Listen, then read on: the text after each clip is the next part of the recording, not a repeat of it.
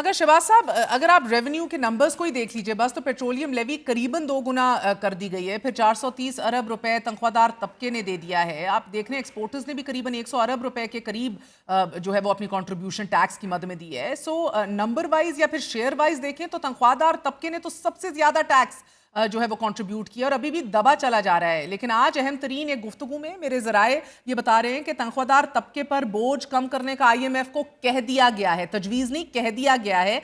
फिर जो एक लिमिट है 6 लाख की, उसको हटा के अब कहा जा रहा है 1.2 मिलियन यानी कि 12 लाख की हद बना दी जाए। और इसके अलावा IMF को ये भी बता दिया गया है कि फर्टिलाइजर्स यानी कि खाद और पेस्टिसाइड्स जो हैं वो उनके ऊपर कोई भी टैक्स नहीं हम लगाएंगे। आपकी क्या खबर है? ये जहाँ तक ये टैक्स कलेक्शन का ताल्लुक है, IMF का उसके ऊपर जो व्यू है वो अपनी जगह पे। अभी तक पाकिस्तान में जो टैक्सेस में इजाफा हो रहा है, बावजूद इसके कि 1030 अरब रुपए के करीब जो शॉर्टफॉल है वो 11 माह में है। जितना भी इजाफा हो रहा है वो नए टैक्स इकदाम, जो नया बोझ डाला गया था अवाम के ऊपर, कंपनीज के ऊपर, बिजनेसेस के ऊपर पिछले साल जून में, उसकी वजह से हो रहा है।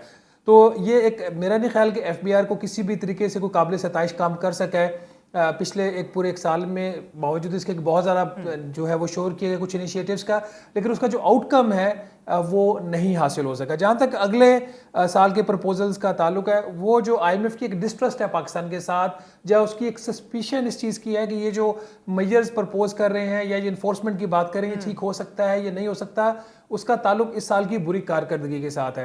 अब IMF को एक चीज़ बड़ी वाज़ेह नज़र आ रही है, IMF ये समझता है कि जब तक ये नया बोझ अवाम के ऊपर नहीं डालेंगे, नए टैक्स मेजर्स नहीं लेंगे, तो उस वक्त तक इनकी कलेक्शन में इजाफा नहीं, क्योंकि इन्फोर्समेंट FBR कर नहीं पा रहा।